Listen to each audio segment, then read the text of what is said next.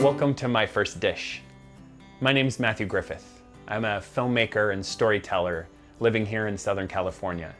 My First Dish is a show that brings you stories from people of all walks of life and how they fell in love with cooking, important recipes in their life, and how they share their love of food with their family and friends. A few years ago, I made a lot of health changes in my life. I was turning 40 and I was over 50 pounds overweight. And as I started making these health changes, I started caring a lot more about the food that went into my body. Up until that point, I really didn't have the patience to be a good cook.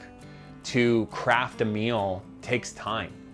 I'm not a big fan of pressure cookers or Instapots or whatever, because a lot of times the flavor of a good meal comes from the time that was invested in it. There aren't really good shortcuts in life, in my opinion. Whether it is making health changes or cooking a good meal, you kind of need to put in that time and that effort. As I started making those changes, I ended up cooking a lot more and helping feed my family. I cared a lot more about the food that went into my body and how it was prepared. A wonderful side effect of gaining that patience and that enjoyment in preparing a meal was that I was able to spend time making a meal with my wife.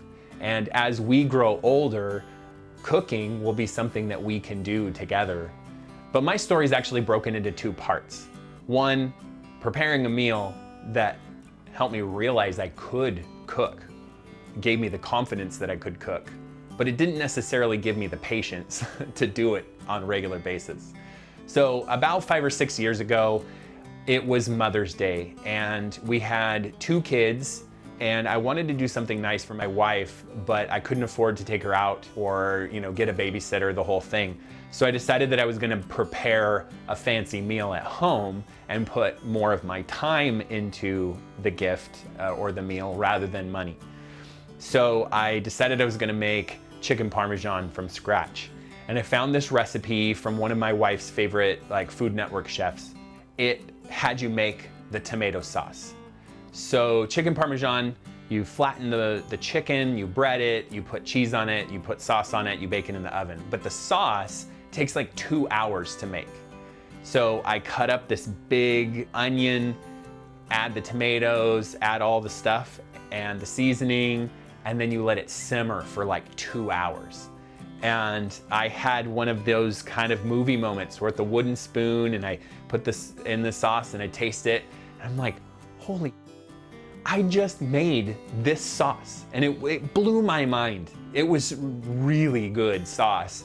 And from then on, I had a lot more confidence in my ability to prepare a meal for the family. It didn't necessarily teach me the patience that I needed in order to really love cooking. Another fun thing that we did in that one particular time was that I learned how to roast broccoli.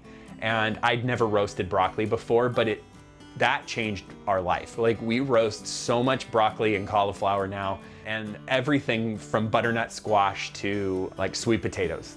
And is a great way to get your kids to eat their vegetables because it almost puts it on the same level as chips or French fries. It's that delicious.